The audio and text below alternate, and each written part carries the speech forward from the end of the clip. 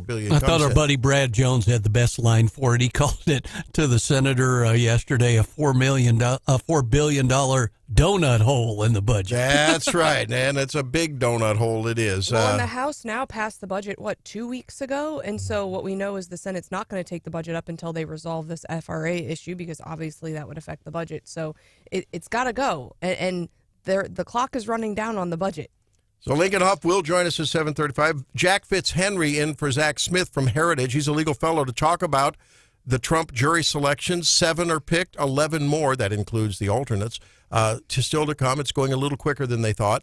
Also about this trial, about what is obstruction. Some interesting arguments yesterday in the J6 Fisher trial, which could have an impact on Donald Trump. Yeah, that was at the Supreme Court. It seems as though the 6 more conservative justices were really skeptical of the DOJ's argument, saying basically this was a catch-all. But it not only, Trump is charged with obstruction in one of his cases, as well as there are other J6 defendants that have already been convicted of these obstruction charges. So it has huge implications, and it didn't look good for DOJ yesterday. But it's hard to speculate fully on what the court's going to do, but the court watchers are saying, just a little flavor of what Neil Gorsuch said too. This was so good. This was great. If I might, so what does that mean for the breadth of this statute? Would a sit-in that disrupts a trial or access to a federal courthouse qualify? Would a heckler in today's audience qualify, or at the State of the Union address? Would pulling a fire alarm before a vote qualify for 20 years in federal prison? Ouch. Bam! That was an Emerald Lagasse bam moment. And Elizabeth, what's her name? Presselar, I think, of Pressel. She was is she the Solicitor General arguing for? And so the whole issue is here. So what is obstruction? And did Donald Trump, by saying we're going to that's what Trump's argument would be, right? Sounds like an episode of Jeopardy. Oh, my goodness. It was just great. And I don't think he's the only one that sort of dovetailed or touched on, come on, if you take this to its logical conclusion, there's a lot of prosecution not going on. Right. Hecklers in Congress, sit-ins. Oh, by the way, what about? I hope you didn't try to cross the Golden Gate Bridge the other day, right? Oh, they shut it down. Well, and that's what he was saying is what if all of the bridges in Virginia were shut down such that people couldn't get to either Congress or the state, I think State House for official business. Does that count? And meanwhile, it's the Democrats people that are shutting all of these bridges down, and people did you see the people walking like miles with their suitcase? Yeah, that's right. They had to walk like a mile to get to the airport. Yeah, right. Because the Palestinian. But when he talked about sit-ins at a trial, he was talking about Kavanaugh. Oh yeah, for sure. And there was another guy. There was video of the one guy on the bridge who not so gently escorted the road blockers out of the way. It was great. Well, and in other big news, for Cardinals Nation, Whitey Herzog dead at 92. And I had the pleasure I was emceeing a Breakfast Club event in St. Louis years ago, probably 15 years ago now. And I had the pleasure of sitting with him at the table during breakfast. It was like sitting with Uncle Whitey.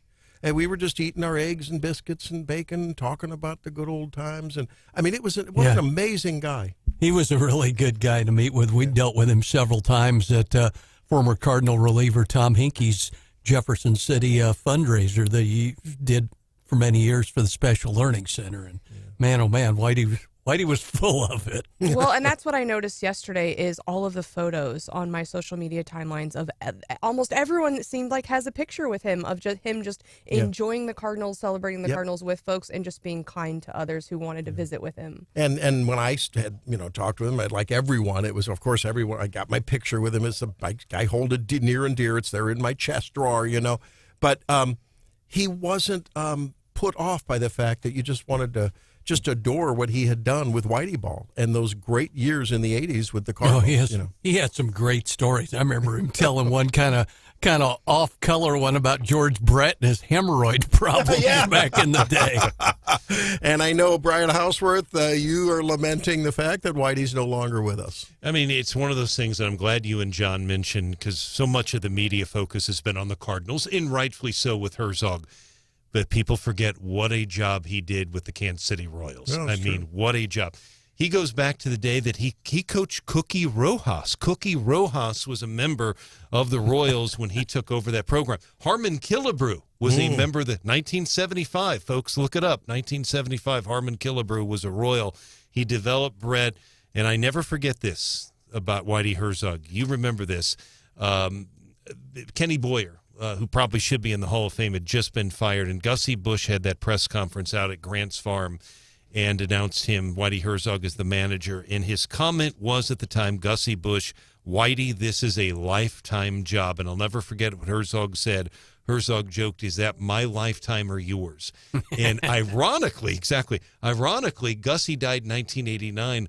Whitey resigned as manager in 1990. He loved working for Gussie Busch, but just very sad. And he had some amazing players. He managed the Rangers and the A's too before he went to Kansas City and then on to the Redbirds. So he had quite the career as a manager. He did, and you're right, John, about the Tom Henke golf tournament. But the other thing, he was frequently. I remember several times, John, at the Thomas Jefferson Middle School there in Jefferson City, him coming to town for the Cardinal Caravan. So our fans definitely they lament his passing.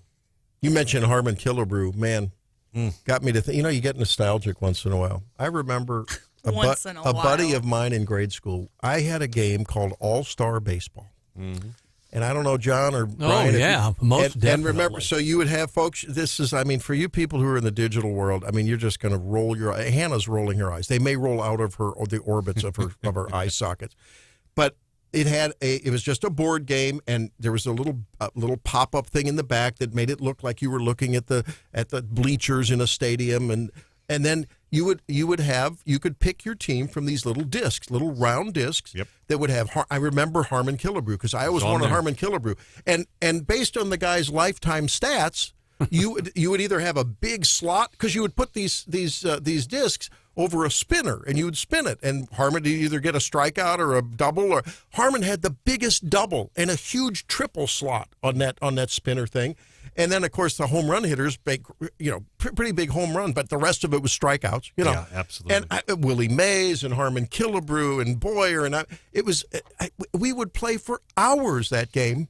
Very popular. These days, if you took a kid that is used to the digital world of their phone and you gave them All-Star Baseball, they would call Division of Family Services on you. They'd say, "What are you doing, Mom and Dad? Why? How?" But do you guys remember that? Yes. And I'm looking here. I remember my cousin was crazy about All-Star. We had leagues. We kept score. It was unbelievable. You can buy it for $50. I may buy it for $50 and play it with my grand. I should go and buy that. Bring it in and we'll play it on the show. Yeah. and Stephanie, these are no, I love a board game. You love board games? But yeah, you're right. There are some games. She does. Oh, we play all the time. I could I have closets full of board games.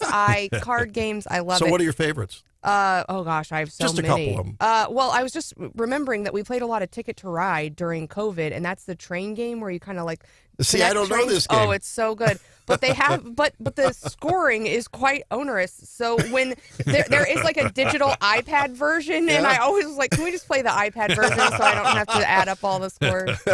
Remember Chutes and Ladders, and there are all kind of good games. Yeah, okay, and great stuff. And these are games though, especially the games where you can play them as a family and the kids.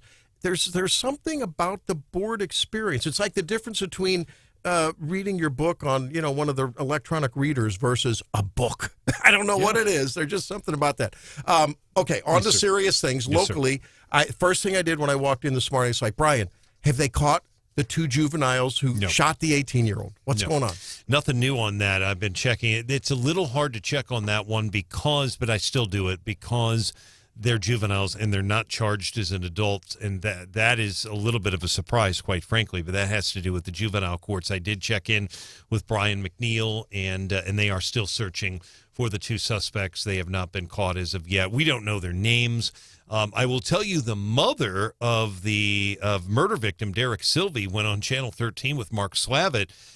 Pretty interesting story. He had to edit out some profanity, a couple of profane words she said on camera, but basically she basically said whether they capture her or not, she's not going to get her son back. And more or less, she basically said that the parents of these two suspects, she doesn't believe are providing accurate information to the police. She's really questioning that. I thought it was a pretty powerful interview, but they did have to edit out some little profanity. Kids talk. Kids talk. I mean, someone knows. They do. And these are young people. Someone knows. All right. We'll talk about that and keep things going along those local lines. Also, of course, including that scary plane crash yesterday. The plane crash, right. And we'll cover that, horrific. obviously, as well. Hartsburg. The NTSB is saying Ashland, but it's closer to Hartsburg. Let's talk about that at 6:35. Yeah. We'll cover that local story as well as we roll along.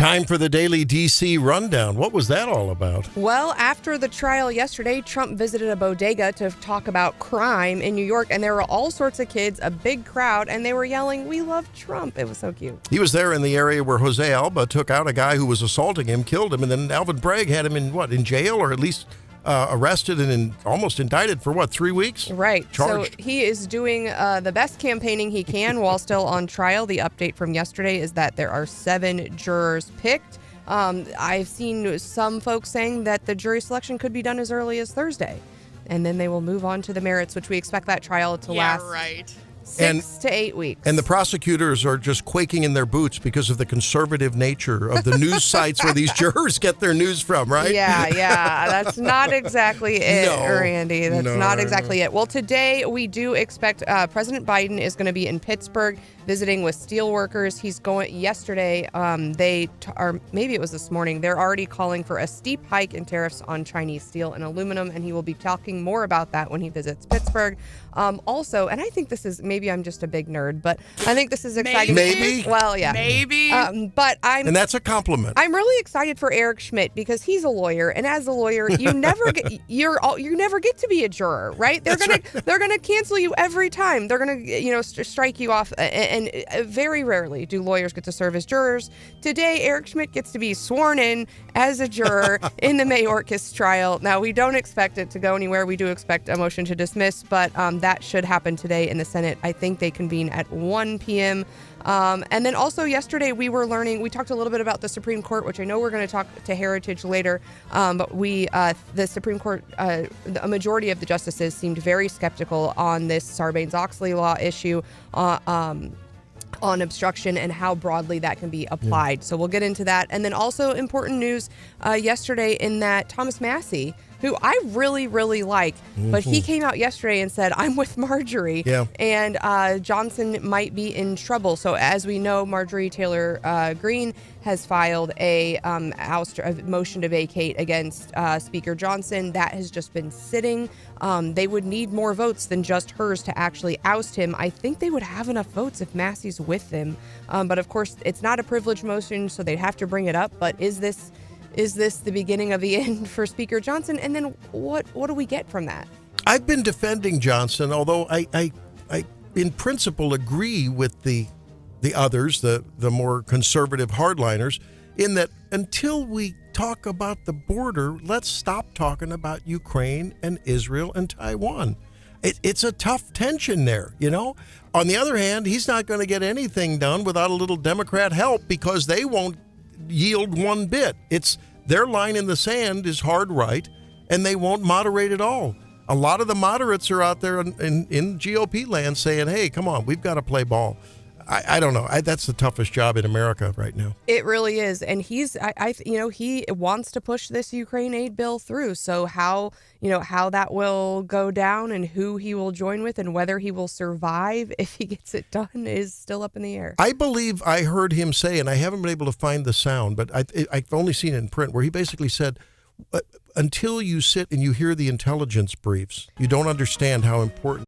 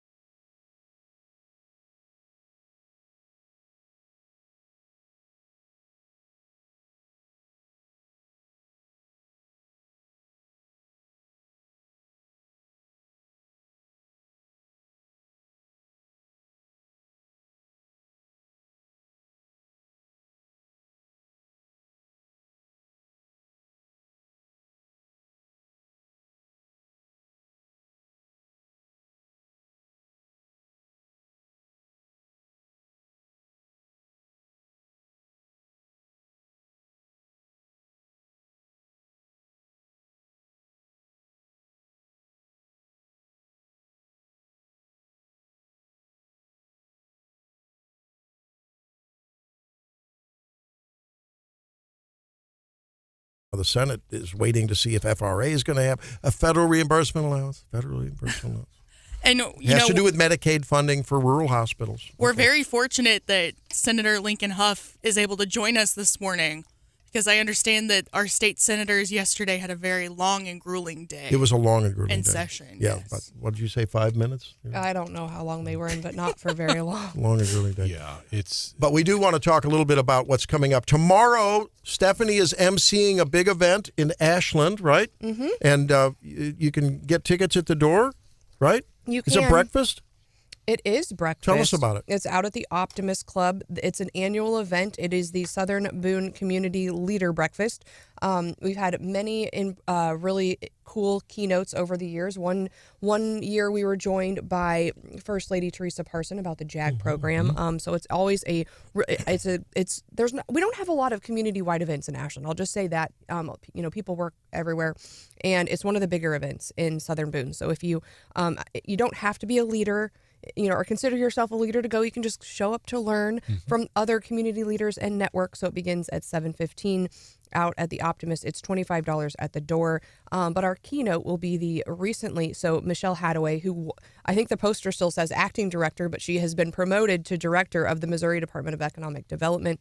Neat. Obviously, Ashland's had a lot of activity recently, so we're going to celebrate some wins and hear from her where the state's headed, and then also we'll be hearing updates on Rankin, which they're having a ribbon cutting later this week, and then also from the school system, who has been doing a lot of improvements.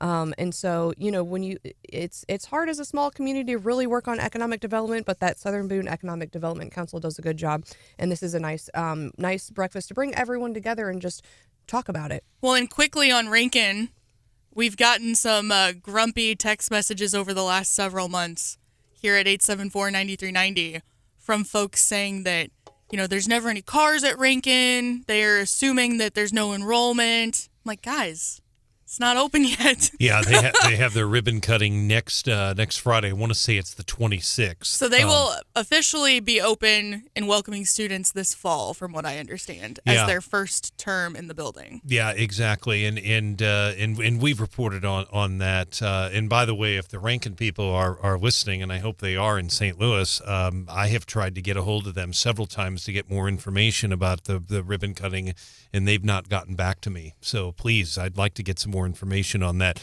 I think Michelle Hadaway has a huge connection to Ashland, because the governor, Stephanie, has flat out said he believes the growth will actually, per capita, he's talking about more growth in Ashland than Columbia down the line. So that's a big speaker. Other people we expect to speak and be in attendance. Not only will our city administrator, Kyle Michael, be there, but also Kip Kendrick will provide some updates on the county. And then Mike Parks, the airport manager, will also be there. So I know a lot of folks are interested in what's going on, and here's your chance. When does registration and bacon and eggs happen? 7:15 is when the doors open. The program starts at 8. Bacon and eggs? Yeah, they always have food. It's really good, too. Hey, wait a second. That's before the show's over, Stephanie. Sorry. What are you telling us? I'm taking the day off. Oh, Go no, Box. It just won't be the same.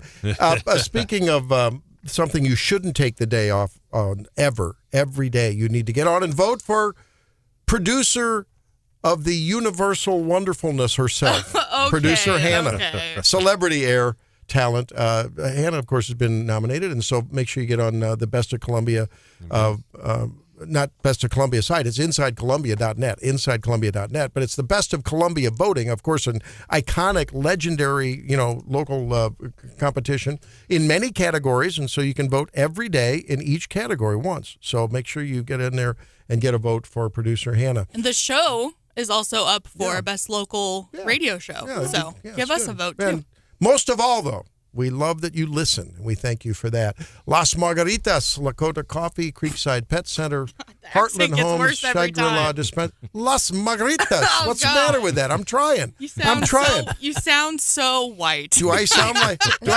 Obama saying Pakistan? Pakistan. I'm going to go to Pakistan. Okay. I'm trying. Don't you get an A for effort? Okay, Certainly. you should. Especially if you're trying to order margaritas on the morning it doesn't show. care. They'll take my true. money whether I say margaritas or margaritas. Okay, now, John, you were reporting. Brian, you've been reporting on this airplane crash. What do we know about it? Well, the NTSB is on their way right now as we speak. It is closer to Hartsburg than it is to Ashland. I've talked to Brian Lear multiple times. He and I texted about 10:30 last night, just making sure they had not released the names, and they have not. The road, it's basically a wooded area off of East Christian Road. Many of you probably have driven on it, but you don't know it. It's very close to Highway 63. There's a 3-phase industrial surplus there, B&B Tree Services, Blythe Auto Services in Hartsburg. To give you some idea, there's a fire station there where this is. But basically, what Captain at least one person saw the crash and says the plane actually came apart before crashing. At least one or two wings were off, and that it fell from the sky. There's a debris field at least 1 mile long. There's a huge debris field, so they're still asking for people that if they find any debris to call them. So it's still under investigation. NTSB will be there. And very important here, in my story, 939theeagle.com, KWS.com, I actually quote a one sentence, and I want you to read it, folks. Read the darn sentence on the story, because I think this is important. And it says, NTSB investigating the April 16th crash of a Piper PA 46350P airplane near Ashland, Missouri. Now, that may not... Say that 10 times fast. I got some reaction to that from listeners. People have said that plane has... And I looked it up, and yes, planes with whatever this PA 46350P, they have had crashes before. So, I'm not saying it's related to the plane. We know that there was a tornado watch at the time, but something clearly happened, and the fact that the NTSB is heading there and FAA is a big deal. So we'll see. And I'm hoping to get something from the NTSB. They were pretty helpful when the Amtrak thing happened. Hopefully we'll get something from them today. The deal on the PA-46, if you look it up on websites, they've talked about it being one of the safest airframes in the world that the national guys do. And I think the 350P is a turboprop conversion and all. And these aircraft have been in the air for a long time. People, our aviation community folks, might know them as a Piper Malibu or a Piper Meridian. So Yeah. they're a big single engine aircraft. They're not just some little, hobby kind of airplane. And I have heard the same thing, but John, we had listeners that say had issues before. So, I mean, it depends on perspective, and that's why weather could be so important. Well, and I was trying to think, with as many planes as we have going in and around, Columbia, and with the Jeff City Airport too, I was thinking, when have we ever had a big plane crash before? And someone was reminding me, John, there was that big plane crash in 2004? Jeff City. Yeah.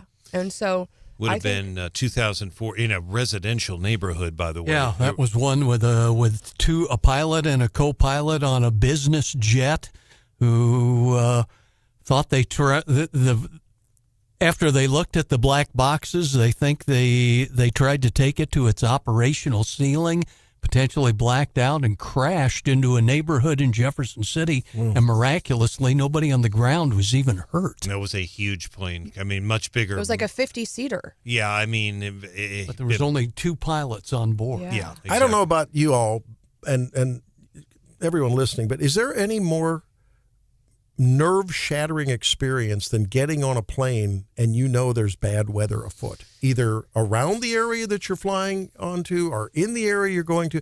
I remember once flying back from somewhere, I was so thankful. I wanted to just worship at that pilot's feet when we had to spend time going around a storm, but you could see the storm outside the window. I could see lightning this last week. And I don't know, man, there's something about that. And I'm just wondering if these people were on the way from Wisconsin, or this pilot from Wisconsin to Arkansas. That's what's being reported. It's being reported. And, that's not officially confirmed by Boone anyway, I mean, wouldn't you, I don't know.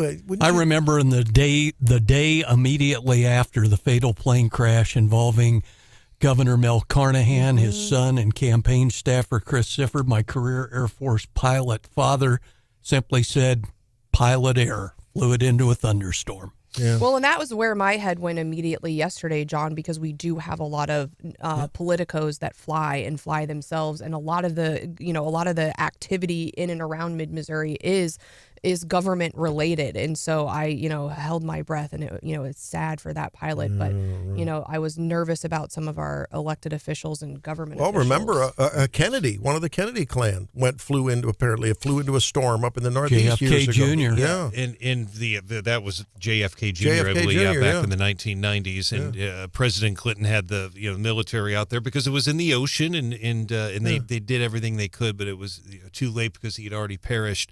There's another big one that we don't know if it was related to weather right now, so that's why I think and FAA is going to be heading here too. They're not here yet, Federal Aviation Administration, but if you go back all the way to 1976.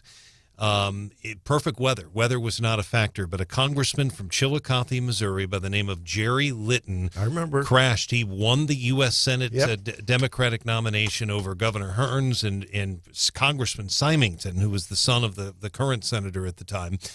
Jack Danforth was a Republican, but that plane crashed, and there was no problem whatsoever in terms of weather. I believe it was a crankshaft, as I recall. I believe, based on what listeners have told me in Northwest Missouri, that Jerry Litton would have ended up being president at some time. That's how popular he was. But it's just Carnahan gets all the attention, and rightfully so. Most people remember it. It was horrific. Jerry Litton crashed, killed his whole family. Oh, yeah. And the two kids, the wife, and him. And the pilot and the pilot's son. I mean, it was a full aircraft of people. Killed them all, and it happened literally seconds after they took off. Seconds, and then it burst into flames. Paul Rupp was the pilot, and he was a Republican, by the way, who backed Jerry Litton, and his son killed too. The only one that survived was Mildred. Mildred was the mom, and I knew her when I worked in, but she was heartbroken losing her son. But these are horrible things, and the NTSB does come here. We have had, to Stephanie's point, we've had other deadly plane crashes. John will remember this in 1999.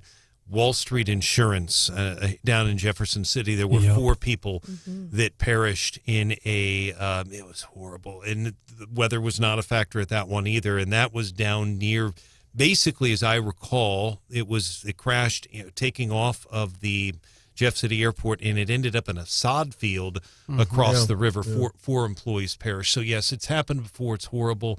In this case, probably this pilot's going to be from out of the listening area, but that's not officially confirmed. Here's Captain Brian Lear from Brian's report on 93.9 The Eagle and KWS.com. The initial report said it was a aircraft without at least 1 or 2 wings, is how they described it, falling from the sky. So we knew from the initial report that it was probably a case where the aircraft had possibly come apart before crashing. Oh, man. And that's significant. I talked to a pilot who's a listener. I won't name him. He lives here in mid-Missouri, but I talked to him yesterday, and I referenced that soundbite you just played, and he said if that's the case, if these wings fell apart, there's nothing the pilot could have done. So I think we have to be very careful saying pilot error, whatever. We don't know. Yeah. We know there was a tornado watch, but he was heading in the direction of, we believe heading in the direction away from the heaviest rain. So I don't know. It's just horrible. It's sad. Really is. It's sad. Yeah.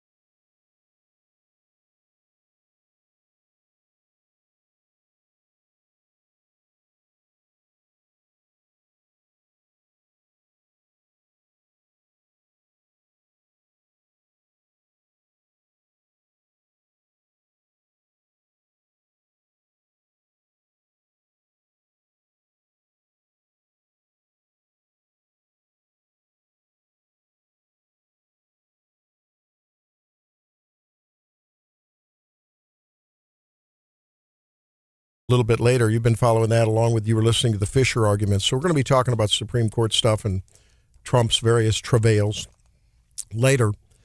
But I was fascinated by the fact that so many of these jurors were dismissed like early in the game. So a lot of us, I think, are interested in how does that usually work? It sounds like some of them never even got to an interview process, or generally, how does the structure of jury selection, what do you call it? Au revoir or armoire or I don't know. No, armoire is where I put my keys. Huh? Voir dire. Oh, voir dire. It sounds like something you'd get at the French restaurant with a little, some scallions on top of it with a little voir dire. Yeah, I don't know what the actual translation of that is. But, I mean, some people were excluded. I mean, they did nothing about this trial, right? It is precedent. It is normal. And they sent out this survey, and it had, questions you wouldn't normally ask. So, it's been a bizarre situation. And some people were excluded based on the survey. Some people have been asked questions and have since been excluded. And some people were essentially excluded before it even started. An interesting thing that I've been hearing,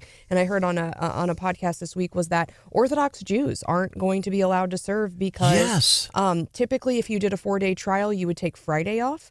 But this judge said, no, we're going to go on Friday. We're going to take Wednesday off. And that would exclude any Orthodox Jews from serving on the jury, which is a very interesting point. And Orthodox Jews, I know many of them, and everyone I know is a very conservative individual politically. Here's Kara Scanlon. She's one of the jurors who was dismissed. I don't know when in the process, but here's her description of the experience.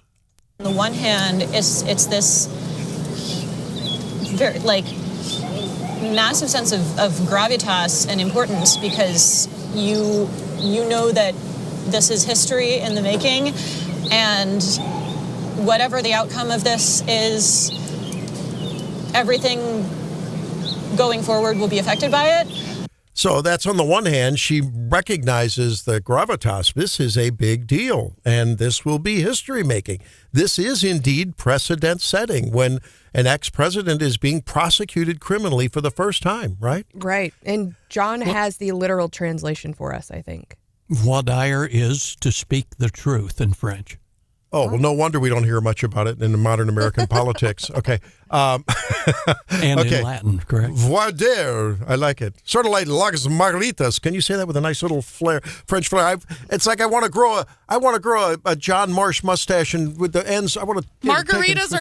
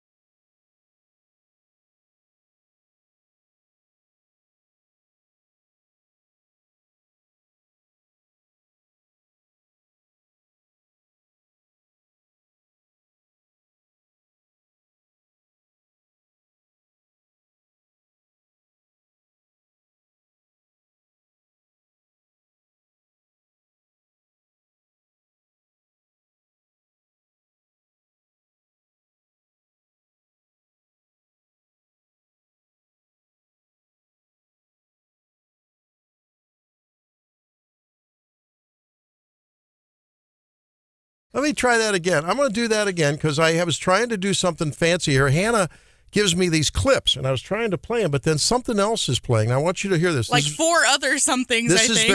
very important, very important, very important. Stay focused. This is very important. Mayorkas impeachment proceedings will happen because this happened. Will they? This happened yesterday. Madam President and members of the Senate, I announce the presence of managers on the part of the House of Representatives to conduct proceedings on behalf of the House concerning the impeachment of Alejandro Nicolas Mayorkas, Secretary of Homeland Security. So it's only the second time, if in fact the trial doesn't happen, it'll only be the second time that a trial hasn't happened. If Schumer just tables it and they do some kind of a fake, kabuki 6-hour deal. Okay. The only other time was when the person resigned before they had a trial. Yep. Okay. So, Stephanie, what should happen? Now that the articles have been ceremonially presented, what should happen? Well, you mentioned Schmidt is now a juror, or he should be a juror. I Should or will? The Senate will convene today at 1:00, and the senators will be sworn in as jurors. So, Okay. yes, I'm excited for Senator Schmidt because he's an attorney, likely will never serve on a civil jury or criminal jury in his life, but he gets to be a juror potentially for today. I'm on the line a little bit on this one on impeachment. I think right now we're in a time where the threatening of impeachment and actual impeachments being overused. I don't think Donald Trump should have been impeached. So, we get there. So what should happen? I guess in the end, whatever should happen is whatever they have the majority votes for. And if we're mad about that, if we're actually mad about this not going to trial, we shouldn't. It's about being mad in November and electing more Republicans to do the right thing. It's not just about being mad today that we didn't get our way on the Mayorkas impeachment. It's that we don't have enough votes to send this thing to trial and to finish the job. And so, and people don't realize that this isn't a simple majority in the Senate. This is a 2/3 majority vote to make this thing move ahead. Right. So I don't anticipate any actual trial. I think they will table it or move to dismiss or whatever, and that will be the end of that. Well, here's some old sound from the mother whose daughter was killed by fentanyl back in January, I guess, on a Fox News report. I close my eyes. I see all of the tubes. When it's quiet, I hear all of the machines that were keeping her alive. In my humble opinion, Mr. Mayorkas's border policies is partially responsible for my daughter's death. That was her testimony, and she's among hundreds of thousands of family members, moms, dads, brothers, sisters, who have had to deal with this tragedy. Thank you, Alejandro Mayorkas. Now, I'm going to just play devil's advocate here. Okay. Because it's fun to do that. And it's instructive. Is it his problem? He's just doing what his president wants him to do. He is following the orders of his CEO. He's in the C-suite. He's one of the, supervisory level people, chief border officer, CBO. Member of the cabinet. Right? I'm just using a corporate analogy here. He's just doing what the boss says. Why isn't the boss being impeached for this? Well, or the border czar Kamala, right? I mean, right. She was initially supposed to be the border czar. And again, I would just say if people don't want leaders like Mayorkas, you're exactly right, Randy. It's all about Biden. Then stay mad and elect Trump. I mean, that's the answer here. And I think people. I think Democrats are hoping that folks forget about this and we can get on and talk about whatever issue they want to talk about, probably abortion. But right now, I don't see this going anywhere. But I think people need to stay mad, and there is a solution here, and that's to elect Republicans and elect Donald J. Trump. A campaign. Bob Casey has come out. He's quite the volatile senator on all this whole thing, and he said, an idea to vote to dismiss, is a travesty and all that. I know the Republicans would like to see it taken to the limit, but Chuck Schumer and company are saying, stand by. It'll be interesting. I mean, I think this could play politically. This could be one of those Democrats shooting themselves in the feet kind of an issue that, Lord knows, the Republicans are prototypical of that. We do a wonderful job on the right of shooting ourselves in the foot. And, how the optics of that, having to take a vote to not even have a proper procedural process where, okay, let the trial happen, let the facts come out and make a decision. I think senators in purple states are at high peril, like you say, John. If they vote to just sort of squash this thing and sweep it under the rug, I don't think that serves them well politically. Well, and I think people are frustrated when you feel like they're changing the rules or not following the process. And I think we've seen that before. I think ultimately, if you're,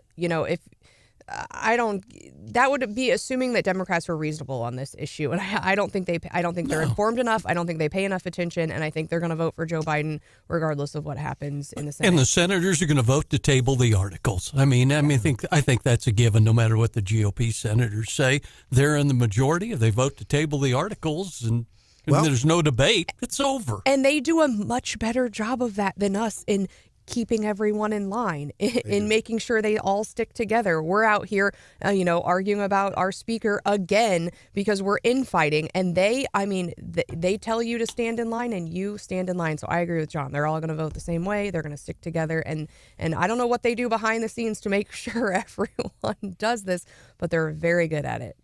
For everyone who's been pummeling Mike Johnson because of his aid package, which he wants to offer. Apparently, it takes a procedural vote to offer a package that has 3 separate votes on Ukraine, Israel, and Taiwan aid. I don't understand all that. The point is he is not tethering it to border control. And now Tom Massey has joined this, what did you call it? It's not a privileged motion to vote vacate. It has to be exercised. It's just a regular vote, yeah. Whereas when they made the motion against Kevin McCarthy, it was a privileged vote, which basically forced it onto the floor and into a vote. But I think it may be lost on folks that Mike Johnson was the counsel for the Alliance Defending Freedom. There's not a more, that guy wears his biblical worldview on his sleeve. I mean, this guy is not he's not a moderate purple, Paul Ryan conservative. This guy's a conservative, but he's also a realist. Well, and he's a leader. And when you're thrust into the position of a leader, you have to try to get the work of the government done. And so, similarly, look at Caleb Rowden. Our folks in mid-Missouri love to call him a rhino. He was a Christian singer and compared to most people, he would be right of almost anybody. But, he gets in that position of leadership. He tries to get the work of the Senate done, and then ends up getting called a rhino if you just, try to do anything. And, we can talk about different issues and I don't agree with him on every issue. But certainly I think you could make a comparison between Johnson and Rowden and sitting in that leadership chair puts some pressure on you that maybe you have to put the body and the work over maybe some of your personal preferences. Okay, so we have to think about, is it more important to die on the Hill for the best? And there is an argument to be made for that. Let's take the abortion issue. It's being reported that ABC 17 is reporting this campaign to legalize abortion, the IP petition that has to have 172,000 signatures by May 5th, just a few more weeks, has raised close to $5 million. Yep. Now, they didn't, it's not like people in Missouri are raising that money. What's happening is they are dumping D.C. money and extremist out-of-state money into our state to try to buy this election. Sounds so good, doesn't it? Missourians for constitutional freedom. Right. I love the way the left couches their things. The other factoid on that is the anti-abortion group in the last 3 months raised $85,000. Okay. So, ladies and gentlemen, money speaks in politics because many, I would say most voters in America these days are disengaged with the real issues. They read the ballot issue when they walk into the booth, and that's really the first serious thought they've given to it. I would venture to say that describes most voters in Missouri, in these United States. Money speaks. And if they have any subliminal opinion. It's coming from a flash on the news screen in the middle of the latest reality TV show they've been watching, right? And they see a commercial and another one and another one and another one because $5 million buys a lot more commercials than 85,000. Yeah, I don't know that people fully recognize that, friend to friend, you can really have a lot of influence. That's where I'm getting at. Yeah. Yes. And so, if the people at your church, the people in your your coworkers, the people in your family, I get a lot of people asking me, what do I do about this? And so I think spreading the message among, don't be afraid to spread the message among your friends, your coworkers, the people in your circles. I think a lot of people heard your story, Randy, about showing up to and basically being lied to about the petition and encouraging people, be really careful because they're going to say anything to try to get you to sign. They've got less than 3 weeks. They're still How out many there. signatures do they need to have? I It's think like almost 200,000. 172,000. It is, Okay. but you actually, so what happens is, a lot of those signatures will be bad. And So that's the number of valid signatures? That's the number of valid Okay. signatures. So Yeah, you so actually need to need overshoot. many more than that, and they're still out collecting, which means they don't have it yet or they don't think they have it yet. And so people need to be really careful in the next couple of weeks because as the deadline approaches, I feel like these folks are going to get more desperate. And we saw them early on. They'd say or do anything to get you to sign. And what do they say? Women's health. And what we know is this measure endangers women's health. It eliminates parental notification and consent, and it would enshrine the most extreme abortion policy in our state's constitution, even over and above some of what we've heard has happened in other states. And as you explained, we talked about it last week. I think it was when Mary Elizabeth Coleman was with us that day, how the language, if you look at the language of this, and I have been a part of some botched second trimester, so-called late abortions. With Planned Parenthood, I was not part of the abortion. I was part of the cleanup crew. When I was down at Washington University's Barnes Hospital, Planned Parenthood down the street on Euclid Avenue, within spitting distance, they would bring in a so-called doctor, shouldn't have a license, but a so-called doctor from Kansas once a month. They would have to crunch the baby's skull bones and bones, and those bones could damage the uterus, and women would come in with sepsis, bleeding, on death's doorstep because they don't deal with the complications. They just do the horrific murder of a second trimester baby. And that doctor would be immune, as I understand it, if you interpret the language of this constitutional amendment from any kind of recourse. Is that true? There's some language that could be interpreted that way. Yeah, I suspect they're going to argue that. There's some language in the bill or in the provision. If you want to look it up, it's I think the second sentence of subsection 5 that essentially says if you're assisting someone in getting an abortion, if you're that person assisting, you can't be subject to any adverse consequences. Yeah. And it's beyond just abortion. If you're assisting anyone with reproductive health, so that means, if you're not getting an abortion, if you're just getting prenatal care, or if you're having a regular childbirth and, your doctor, something goes horribly wrong, it could eliminate your remedy. Yeah, so I'm going to tell you the graphic truth of abortion because I have seen them.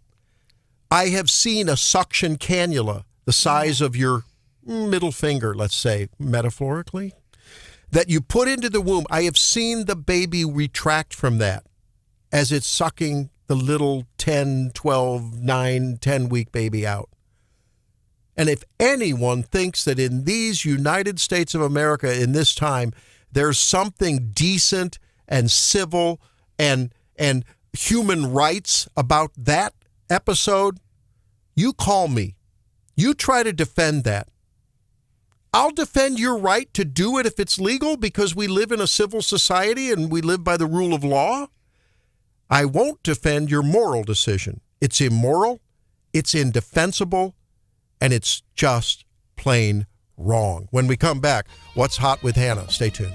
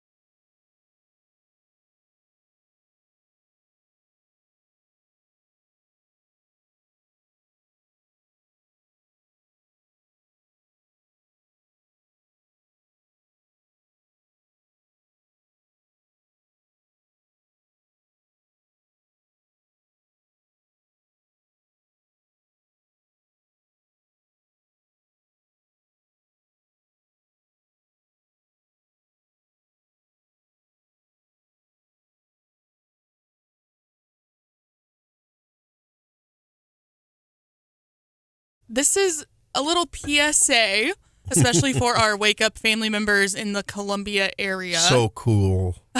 The state FFA convention kicks off today, runs through the end of the week.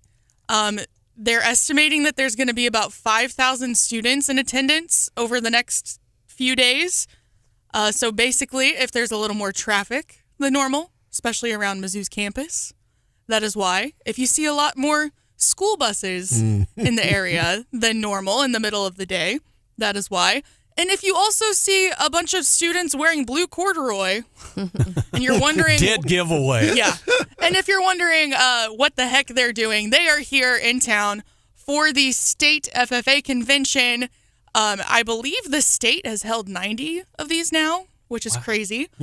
But they do it every year. Not only is it a chance for FFA members to network with each other, but also the students who have been competing in their district FFA contests throughout the year, and those that have qualified for state, they get a chance to qualify for the national FFA convention, which is later this fall. So you have to come out on top of your contest in order to qualify for national FFA convention. The one time I got to compete at state, we got second, so we missed it by just a smidge. And we've got the honor of having a local kid from Mexico as part of the national board as a national officer. Right. So I've got this article posted on the Wake Up Mid-Missouri Facebook page. The University of Missouri, of course, did a really nice write-up on Grant Norfleet. Yeah. He is the national FFA officer that we have actually had on the show before. Being elected as a national FFA officer is a huge deal. There's over 945,000 FFA members across the country. Almost a million. And so you're elected as one of 6, I believe, to represent that big group.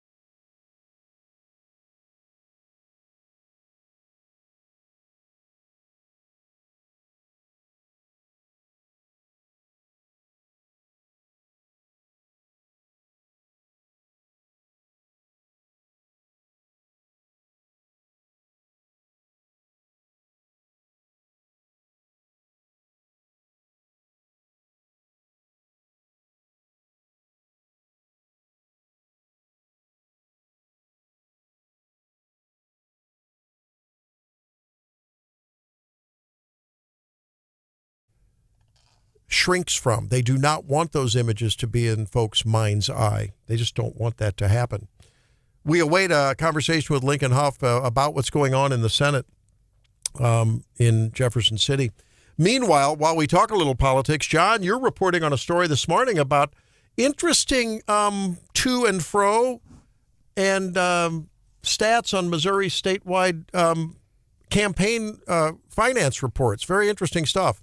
Yeah, it's kind of interesting with the financial reports came out for the quarter, and the Republican candidates apparently have a huge cash advantage for the Dems, but the Democratic candidates reverse that edge in the state Senate seats that are that are up for grabs, and the reports were due in on Monday. So this is pretty much one of the last snapshots of the primary battles finance-wise till just a few weeks before when you go to the polls August 6th. A little concerning that the state Senate seats that are up for toss-up. Dems are doing pretty well there. So a little bit of some clouds on the horizon. All right. Republican candidates for the 5 state constitutional offices as of March 31st had $24 million on hand compared to $1.6 million for the Dems. Wow. Senator Lincoln Hough joins us now. He is, of course, chair of the Senate Appropriations Committee. A big job there trying to lasso everyone to get together on budget. How you doing, Senator Hough? Welcome. Oh, I'm good. Thanks for having me on this morning. Hey, our pleasure. Well, we were a little bit, we were all worked up yesterday. We thought, wow, you guys are going to work late into the evening, and not much happened on the budget. What's going on?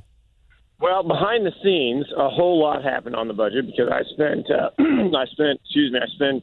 all day with my appropriations staff and committee members going through we call them markup sheets. So there's a lot of kind of behind the scenes going on. But you're right, out on the Senate floor, not much happened. We kind of gavelled in and gavelled out, and this time of year, things get a little bit funny every now and then, and I think there's some folks in the Senate that are wanting House members to do something, and the House is wanting the Senate to do something, and we're in a bit of a standoff. So we'll see what happens today. But just rest assured, the work that needs to be done is getting done. It's just getting done kind of behind the scenes right now, and then we'll roll it out on the floor next week.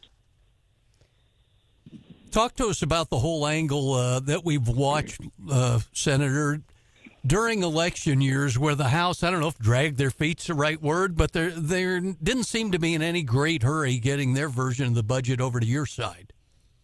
Yeah, and that's, I'll be honest, it's a little frustrating on my side. We work with the House all the time, year round. We work with the administration, trying to craft this thing and put it all together. But we are in a bit of a time crunch now. I mean, the House, honestly, has been having hearings on the budget since December, and they sent it over to the Senate about 2 weeks ago. And constitutionally, we have to have it done by the 10th day of May. So we're working a lot of hours right now trying to get through all this. I've got to ask you something, Senator Hough. You can run, but you can't hide. You said there's some things going on, and there's a little bit. I'm hearing some subliminal messaging that there's some tension and some frustration because of between House, budget leadership and you. Is that an overread?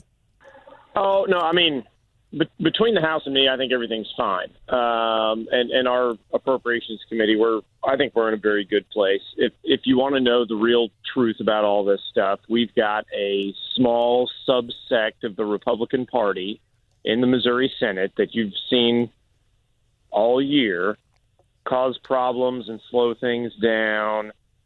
And they're kind of the ones right now that are demanding something happen or something not happen, or trying to direct. I mean, look, we're senators and House members are House members.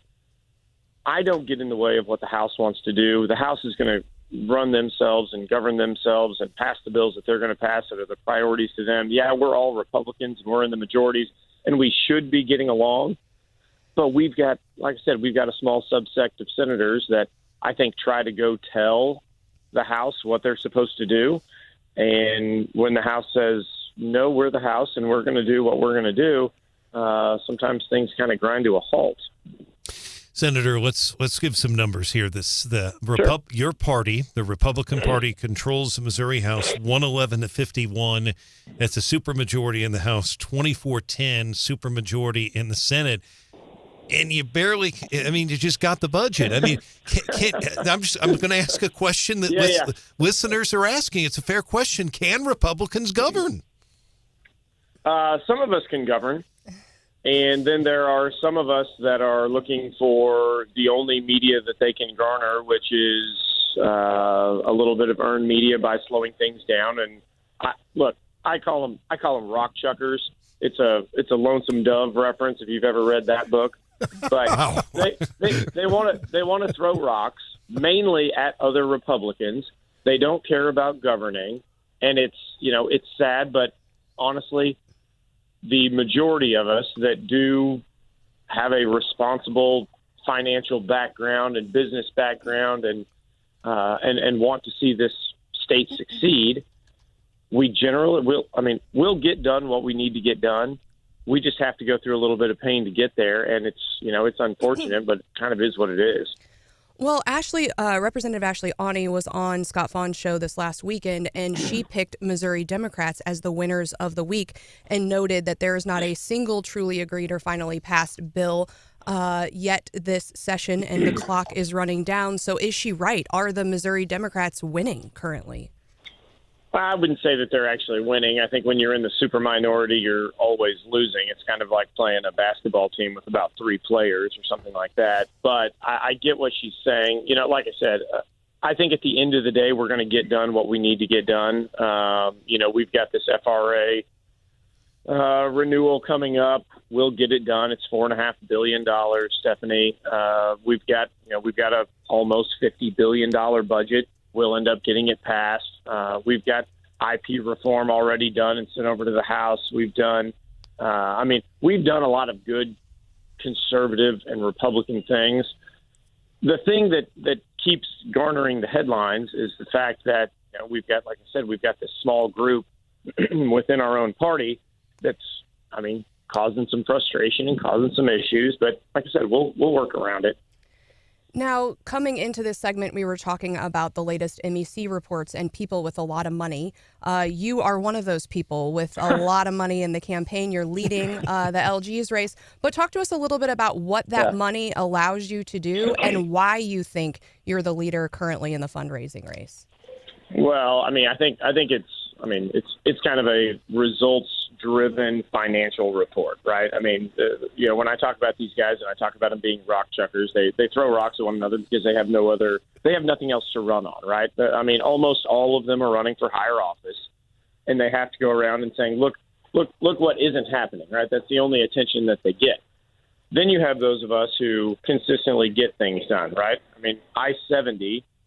Pretty important to mid-Missouri, to the Midwest. I-70 is being rebuilt and expanded because of a plan that I put together last year, right? I worked with the administration. We're going to spend almost $3 billion over the next half dozen years, and we're going to get that thing done.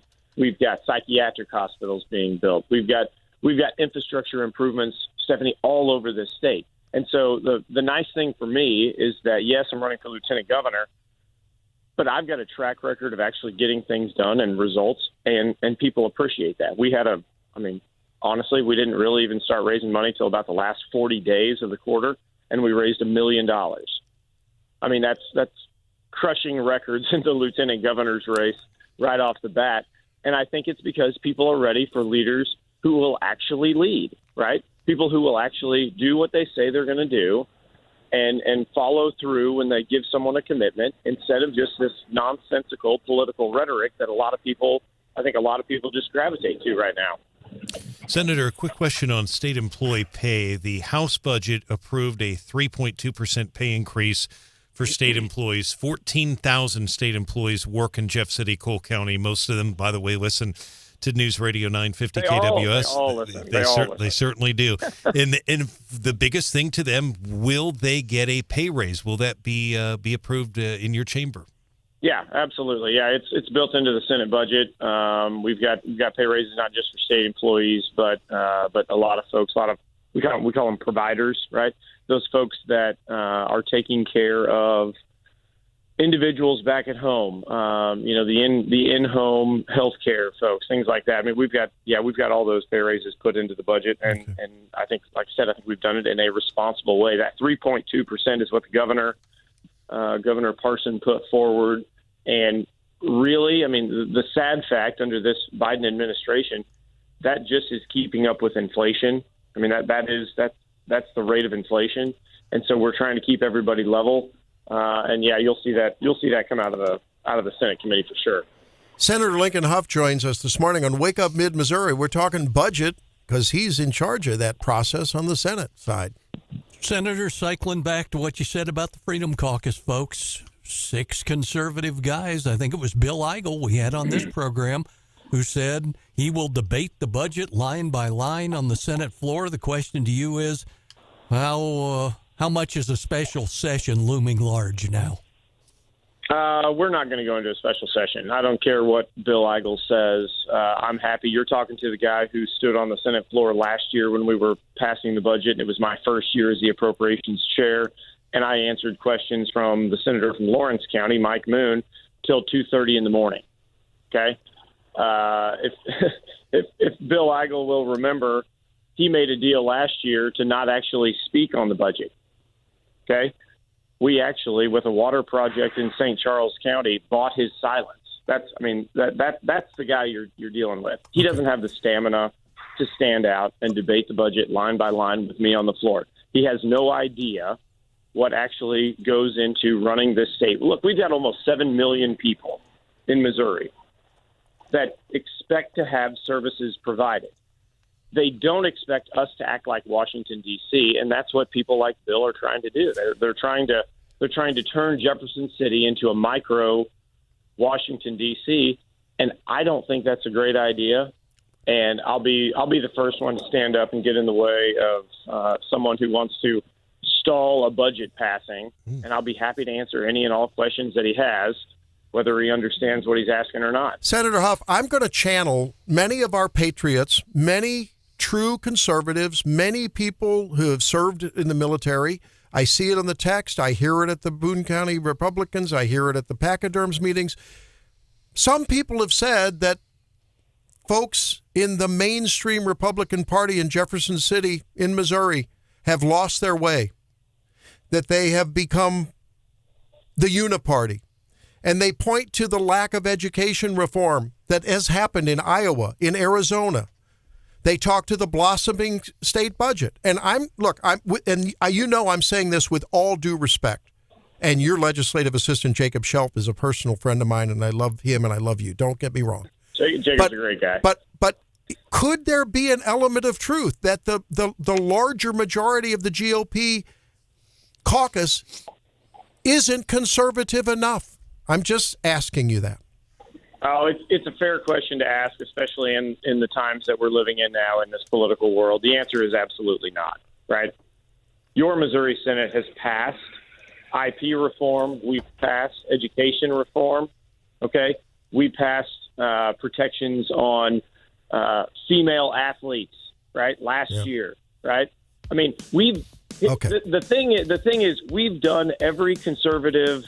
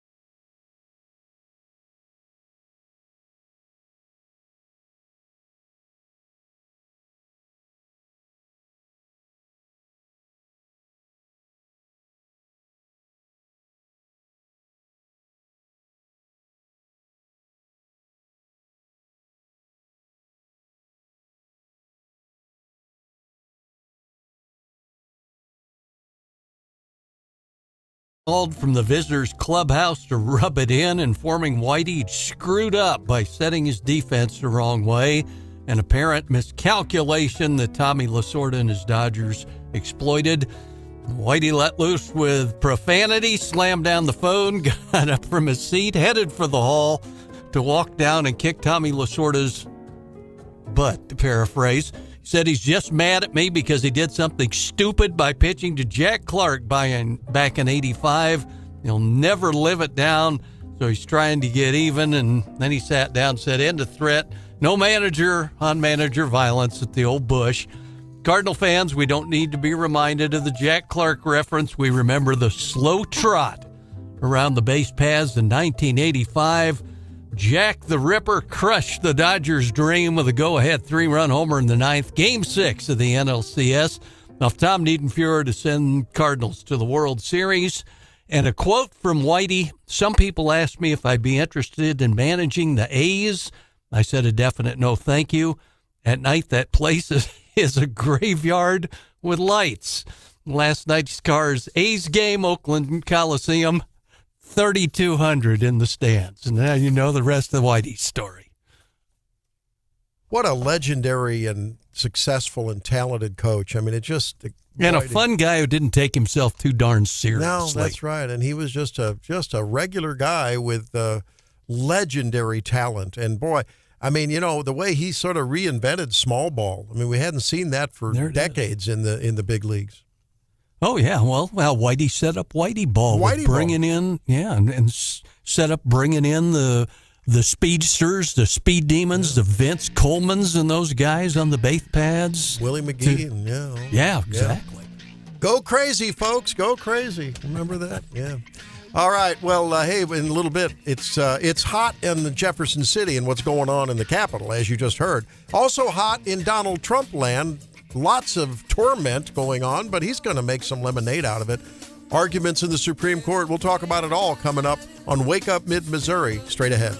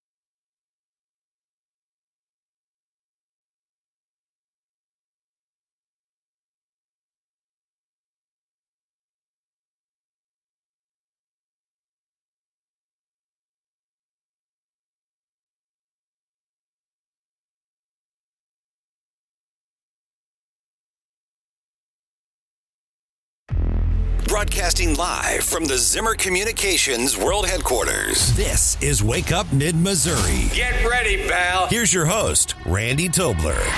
If I might, so what does that mean for the breadth of this statute? Would a sit-in that disrupts a trial or access to a federal courthouse qualify? Would a heckler in today's audience qualify, or at the State of the Union address? Would pulling a fire alarm before a vote qualify for 20 years in federal prison?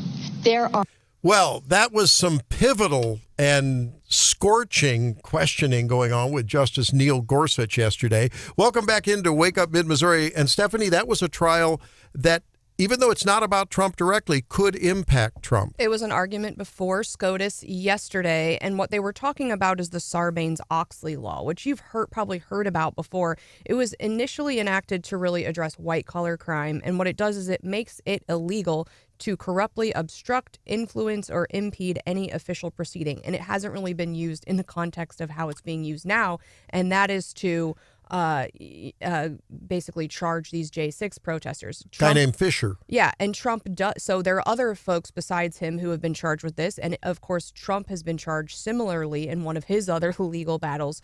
And so this case could have pretty wide-ranging implications. It does sound like yesterday the 6 conservative justices seemed very skeptical of the DOJ's argument that this was really broad. And as we just heard from Justice Gorsuch, we're pointing out situations of, if you're going to apply it in this instance, it could be applied in a whole host of other instances that maybe we wouldn't want it applied in. And I thought what was so really scorching about it was, what about sit-ins at a trial? Brett Kavanaugh. Right. What about pulling a fire alarm? Representative Jamal Bowman. It was just like poking the bear, it was great. But I think, that's what the court's there to do, is to point out inconsistencies and to really look down the line and say, look, we aren't just talking about Mr. Fisher. We're talking about, how this gets applied in the future. And there could be wide-ranging implications depending on how the court decides. And I think rightfully so, those were highlighted yesterday. And I think that's why you saw a lot of skepticism from the justices. Do you think, though, this is really about, in this instance, I'm really glad you unpacked that about the Sarbanes-Oxley and this very broad statement. What was it? Obstructing any kind of an official proceeding. Well, does that mean if someone at the Ashland City Council starts heckling because they don't like Stephanie Bell's posture on who's going to cut the grass? I don't know, That's hilarious, because I did make comments about cutting the grass last night. You want a 4-way and everyone else wants a turnabout. Okay. Technically, could that federal law, if they wanted to push it, be... No, but isn't that what he's saying? If you push this to its limits, it gets crazy. If you take this broad interpretation, it suddenly encompasses activity that you wouldn't want it to, and it wasn't originally designed to be applied in these types of situations. Okay, so we've got this instance where a law has a specific application and intent when the Congress passes it, but then now the DOJ, in this instance, seems to be doing something that's unprecedented. Just like Letitia James and Letitia James was applying this crazy fraudulent misvaluing of your property, never been applied before. Yeah.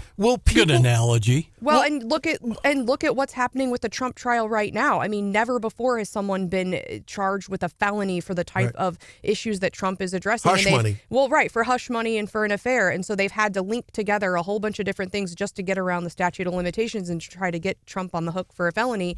And it's similar, and the courts often, they're often asked, where do we draw the line here? So, John, Solicitor General's take on it was, what was her word? She called it like a classic catch-all designed to cover acts that obstruct official proceedings. And, they even brought up the Enron scandal. It's like, you guys are reaching here. Well, so, John, let me ask you this, though.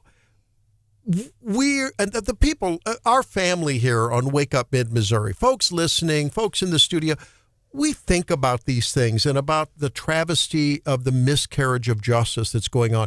Even if Trump is technically in violation of these things, we talk about, wait a minute, how come other people get off or never were charged in the first place? Why Donald Trump? And we think about this, and we have empathy for that in a way, and I think many in the conservative movement do. Do you think there are people, though, enough people paying enough attention to this unprecedented application of the law for Donald Trump and MAGA people on J6 that they're going to turn that into a vote against Joe Biden or for Donald Trump. That's what I keep asking myself. I don't know. The ever-Trumpers, yes. The rest, man, I'd say the jury's out on that Stephanie? one.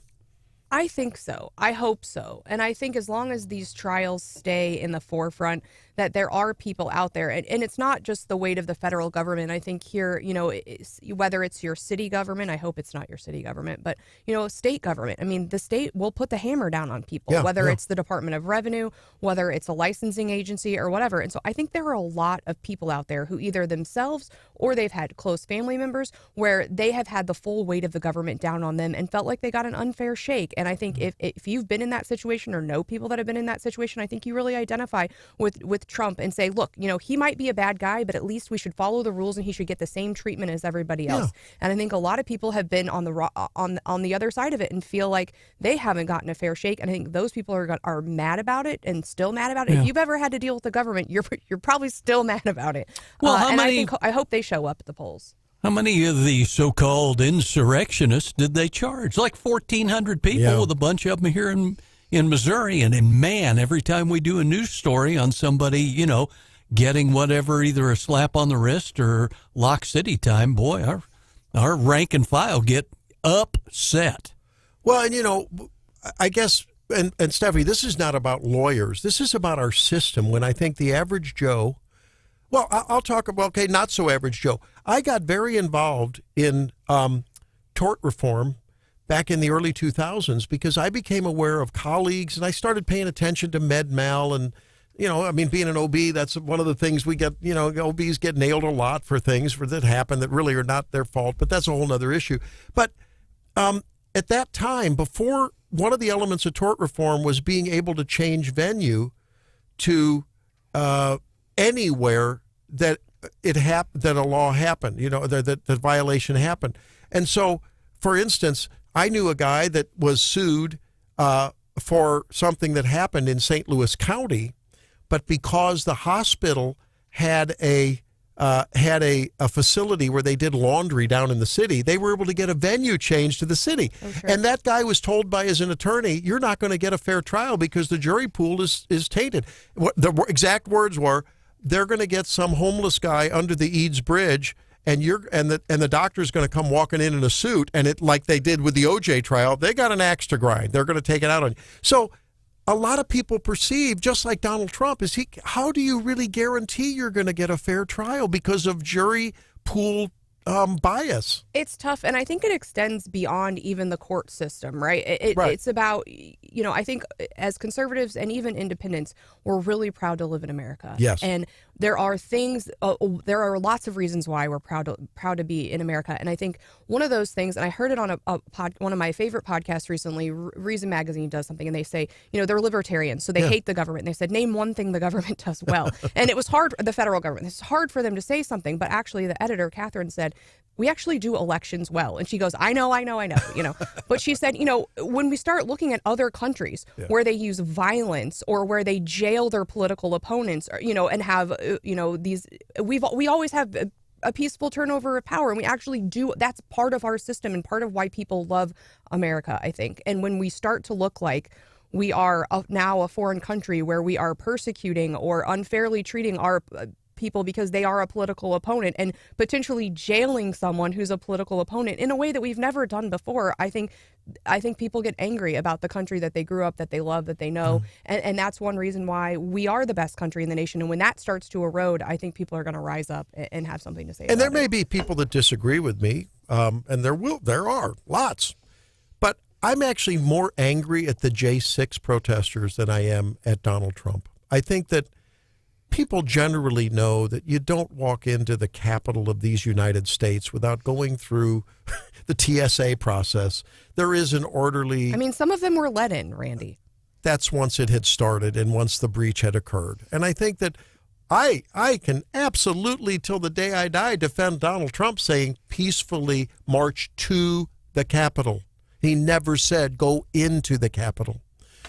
And that's in front of the Supreme Court. What, in a week, his presidential immunity claims about January 6th. But I think it was a huge mistake for people on the right to do what they did. And the granny who was praying in the rotunda, She shouldn't be charged. But those initial people who broke down doors, who crawled over barriers, it wasn't were the they right the thing to do. initial people? Because what they've seen Black Lives Matter people with violence in the streets and busting out store windows and nothing happening to them. And they've seen all these protesters blocking bridges and being violent. And we've seen it. They weren't the first. They've seen this history of violence and protest and Agreed. nothing happening to those people. And those people actually getting some of what they wanted. And so it's learned behavior. So if I were to blame anybody, I'd blame the Democrats on allowing these violent protests to just go forward. And they're learning, and from what they've seen. I think I would argue that you are making an explanation, but it doesn't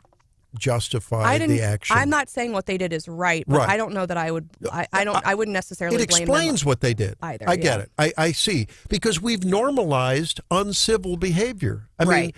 and look at what's happening here in our own area, in Columbia and surroundings. People have a dispute over a dice game, over a drug deal or something. The first thing they do is pull out a gun and shoot one another. The heat, the temperature of our actions towards one another has just raised to a fever pitch in this country. And you're right, when we see real violence, real crime go unpunished, I guess people say, well, what the heck? Maybe it's okay. I don't know anymore. Yeah, You're I right. mean, even on small stuff. I mean, the fact that people show up in city meetings and on college campuses and think it's okay to just shout down anyone with an opposing viewpoint. It's sad. I think for a lot of people out there, too, they look at some of these cases about this very issue the high court's been debating, and some of those people who are convicted on this charge, the average prison term handed down to them was 2 years, while violent criminals walk free. There's a come to Jesus thing here, I think, for a lot of folks. Well, and that's why people do get upset. And I mean, you hate to, there is always a point at which, look at our own revolution, where tyranny justifies violent revolution. The problem is in this country, the people who started the revolution in 2020, the most recent violence in terms of revolution, have it all wrong. It was all based on the wrong premise. It was George Floyd. There's been documentaries now that show that everything. I've talked to law enforcement people up and down. They say, you look at, there's different camera angles that are showing now. And again, this was like now iconically worshiping at the altar of this guy who was everything wrong. And yet now there are officers in prison. And it is just, it's like an alternate universe. And you hope, you pray that, like you said earlier, get out to the ballot box lest we face a violent revolution at some point and may need to become a part of it. That's always why we reserve the right. That's why the Second Amendment is there and needs to be defended.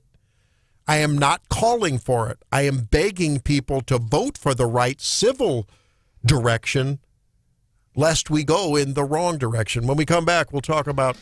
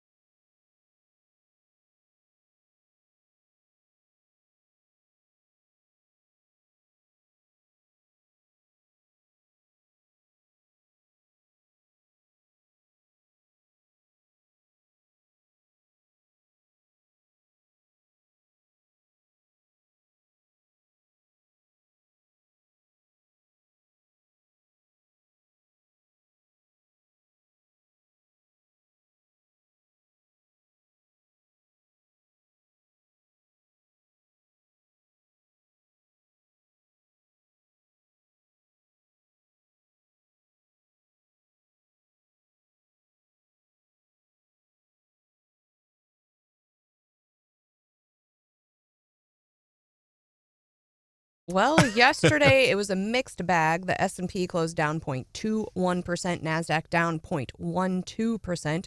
The Dow was actually up 0.17%, and that's due to technology was leading the gainers. Real estate and utilities yesterday was the biggest losers, or were the biggest losers there.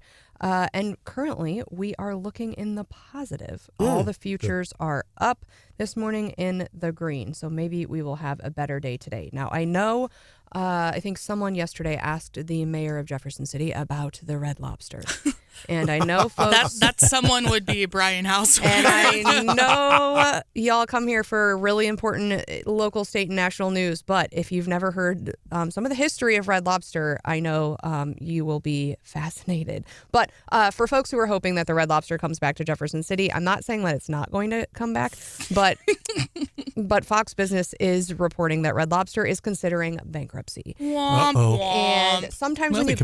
Put in an Olive Garden where it was. Okay. Don't start any rumors, John. But sometimes when you go through a restructuring, in fact, oftentimes when you go through a restructuring, you continue to operate. So Red Lobster hasn't said one way or another, but a report is saying that they are at least considering Chapter 11 bankruptcy. But I didn't realize they had had so many owners since their founding. So they were founded in 1968. General Mills acquired the company in 1970, and that's when they really expanded through U.S. and Canada. Following that, they were actually spun off into a publicly traded company called Darden Restaurants. And there were a bunch of companies in that group. I guess maybe I thought they were still with Darden, but nope. Big food group. They were. Darden sold Red Lobster to Golden Gate Capital in 2014. And then there was another company, Thai Union, which got the stake in 2021. And so Thai Union said it was then planning to exit its investment in Red Lobster as a write-off after ongoing financial requirements no longer align with their capital allocation priorities. So apparently Red Lobster is like this loser that no one wants, and they keep selling it off, which is kind of sad. That Red Lobster has to be in a tough spot in terms of the cost of their product. Because, I mean, when you're talking seafood, it's highly variable. It's a volatile product and your input costs. And I was at Hy-Vee the other day. They had a fabulous sale on snow crab legs, which I don't normally do. But we, once a year, maybe twice, we have a celebration Randy's when the kids eating are in. crab legs every night. No, once or twice a year. So when I see them on sale, they're like half price.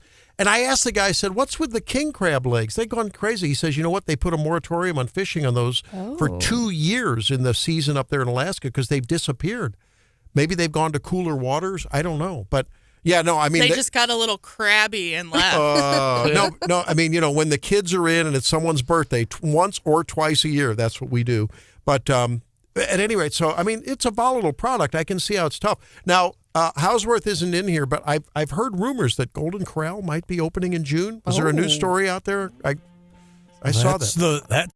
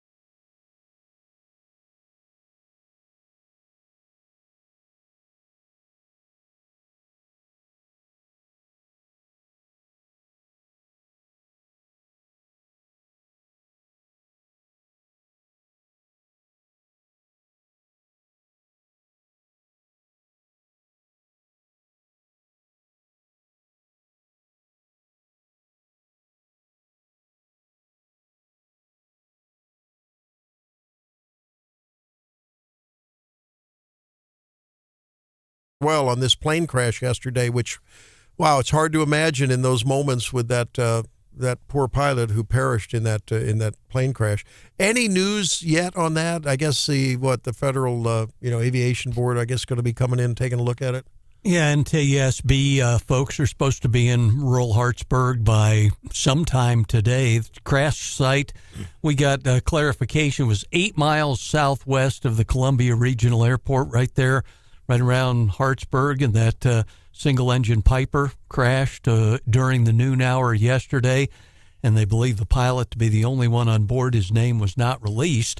Said the plane was en route from Madison, Wisconsin to Siloam Springs, Arkansas, when it crashed, and had some reports, some differing reports on whether he was getting clearance to try to have him land at Columbia Regional. We haven't confirmed that yet. Yeah, maybe he was having some trouble, maybe because, pure speculation, but you could imagine maybe if someone is en route and, hoping for a stop because the weather's crazy and maybe gets caught in it beforehand. You don't ever know. I don't know if we'll ever know. Yeah, as we were watching radar about late morning yesterday, some of that weather, was especially up in Iowa. They were issuing tornado warnings and all, so kind of made you wonder about his potential trip, but he was coming from there through Missouri to his final destination in northwest Arkansas. Yeah, and exactly. And the NTSB should be there any moment now. I've left left messages with Captain Lear, who's got his hands full this morning. And let me point out something very important here. The Boone County Sheriff's Department, guys, he's been trying to put together. They've got a big press conference at 9:00 this morning about the Boone County Law Enforcement Training Center. It's a big, big deal. Big. And they've been trying to put that together, but yet a lot of their members are down there working this deadly plane crash. So they're in a really tough spot.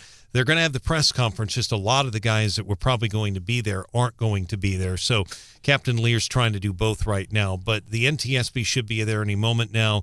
FAA will be there after that. And we're going to wait on Captain Lear to release the name of the victim and also the hometown. But, I will say this again. I've had listeners, John, I think I mentioned this last hour, that have said that there have been other planes with that model that have broken up over the years, but you have heard from others that it's safe. I saw some of the reports. I guess it all depends on, who you talk to.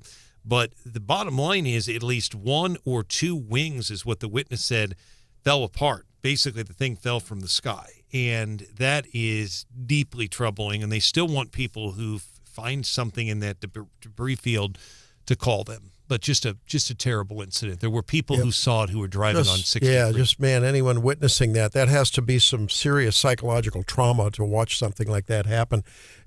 Similar to when we saw people jumping out of the building on 9/11. Whenever you see people perish and watch it happen, it's just awful. That was terrible. Well, on the good news front, Stephanie is emceeing an event tomorrow that y'all ought to think about if you're at all interested in what's going on in the booming community of Ashland, and it is booming, growing faster than a weed in springtime in Missouri, but it's not a weed. It's beautiful, beautiful, beautiful blossoming flower of Ashland. So you're emceeing a breakfast tomorrow, right? I am. And great keynote speaker. Breakfast starts at 7:15 a.m. You can get your tickets at the door. They're $25. And Michelle Hadaway, who is just was promoted to the actual, instead of just acting director of economic development, will be there. So really exciting to hear updates from her, as well as from the city and the county and the schools and Rankin and the airport. So if you are in and around mid-Missouri, you're welcome to join us. It's always a huge turnout. Nice to meet folks from around the community and kind of get the latest. Good. I think that's a big deal. Congratulations on being the MC, and that is a fantastic speaker. Michelle has, the project she's been involved. She was involved with Rankin Tech, as you know, and she was instrumental in the Unilever expansion in Jefferson City, which is a big, big deal.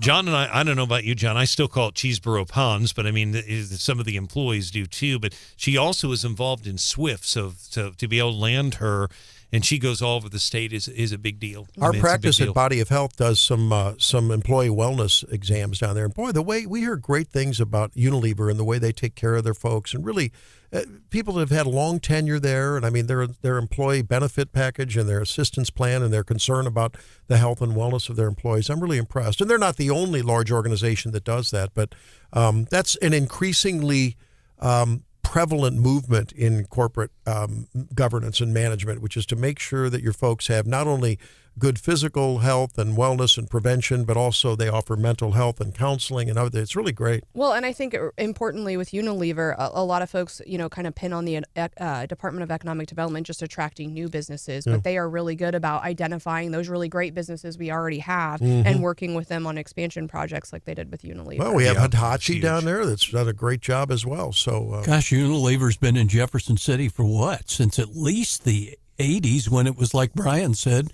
Cheeseboro Pond, maybe before that even. Well, and you talk about specifically the plant itself. I mean, it has been there, and they have so much work. I see them sometimes when I'm down doing football.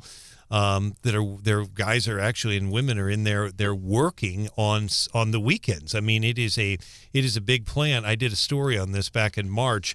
They're investing $80 million into its plant. And to you guys' question, goes back a little bit further than that. The plant was built in 1966. Wow.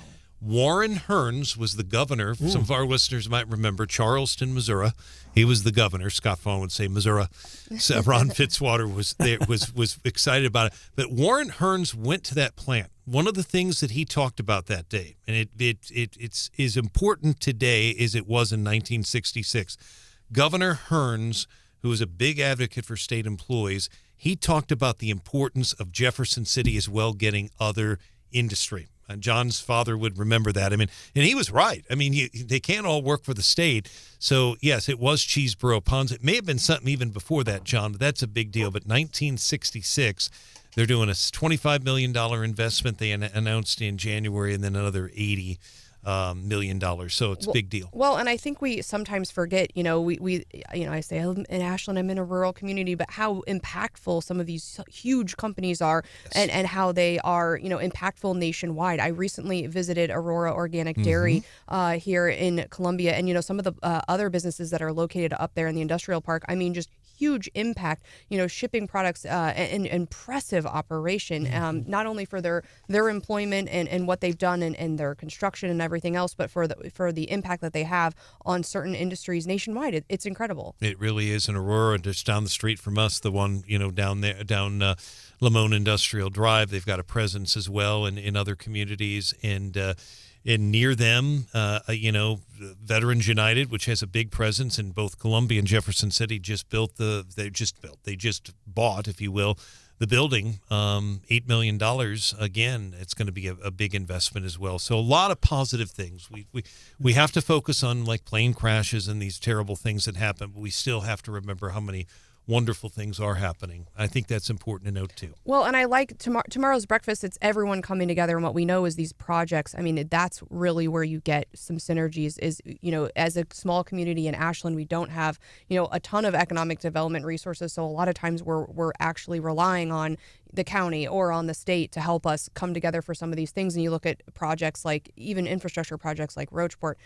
It takes everyone coming together. So Kip Kendrick, big Democrat, is going to be there. Sure. And obviously Michelle Hadaway, appointed by a Republican governor. But on some of these things, we can all agree that, these projects lift everybody up. And so that's nice to see. When you see Presiding Commissioner Kendrick tomorrow, can you ask him to come on and talk about just the landscape ahead for senior citizen property tax freeze in Boone County? I think we need to have a conversation. See, I know they're going to have some listening sessions or something going on, town halls, right? No, I'm sure he'd be open to that. Yeah, let's do that. Let's get him on to talk about that. Now, I think he would absolutely come on. He's actually going to speak here at this the ribbon cutting, groundbreaking, I should say, at 9:00. The other exciting thing to watch tomorrow, because of course it is a good place to see and be seen. So I'm suspecting there'll be a lot of candidates there as well.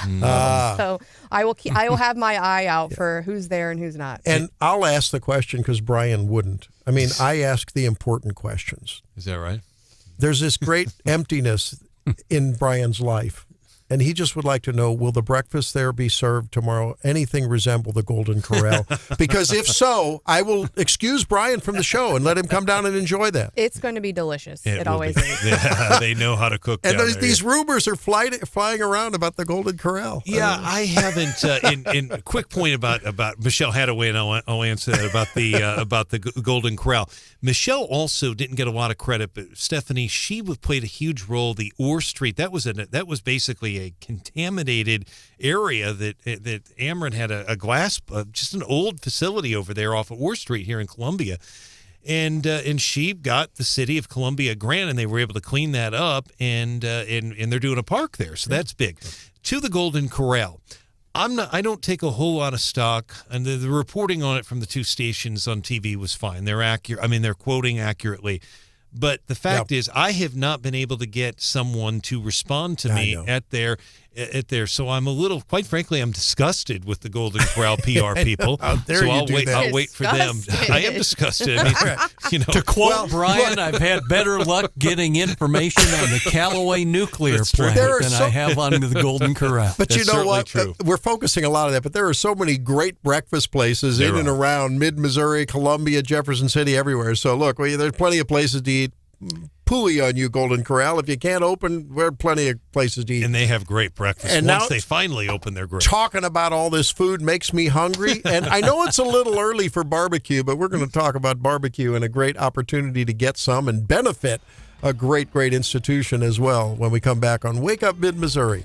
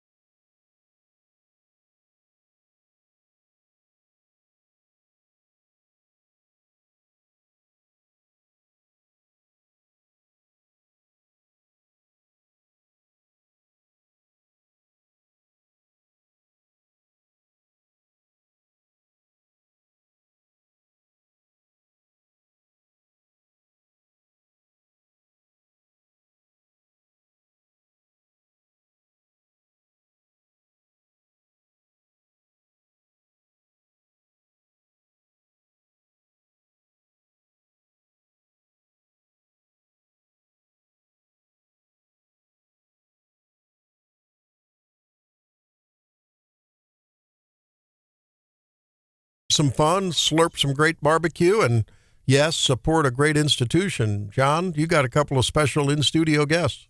Yep, and it's the event that not technically named Buck of Bones Stephanie Johnson, but for Special Learning Center and supporters all across mid-Missouri, it'll always be the Buck of Bone event. It always will. But, I think back in the early days, Greg Bowman's here with me, it was you pay $1 for a bone. Well, I've heard that most people can only eat 6 or 8 ribs, so that'd only be $6 or $8. And so maybe we should call it Bucks a Bone. Yep.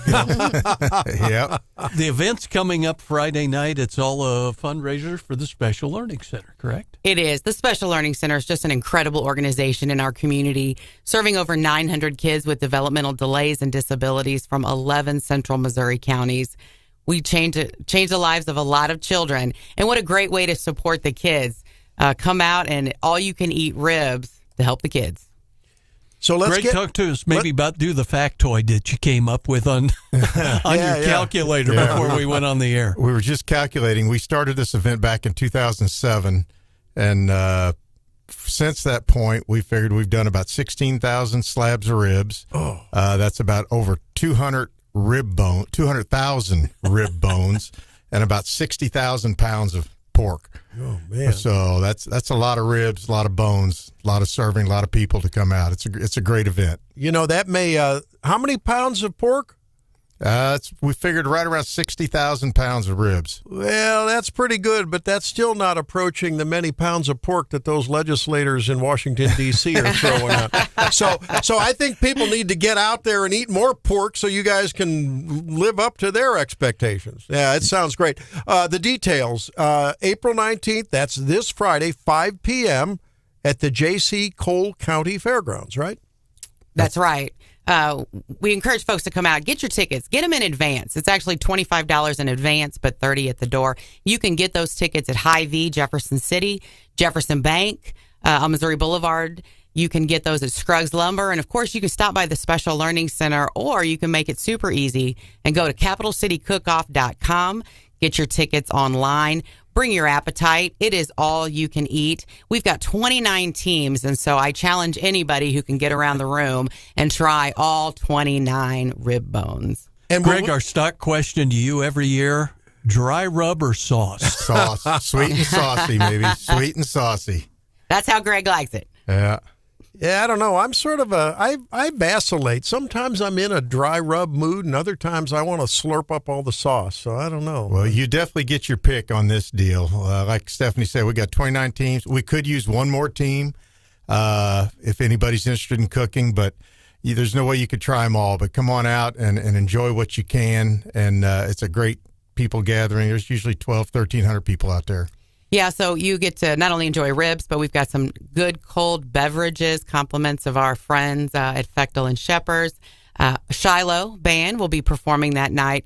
It's a great time, and we are just so grateful to the weathermen out there that corrected the weather for us. It's going to be a gorgeous evening. So JC Fairgrounds this Friday, doors open at 5 o'clock. So folks are coming in and cooking, and you say you have 29 now. You have room for a couple more, and they pay a little entry fee, and they cook their ribs, and then people eat their ribs.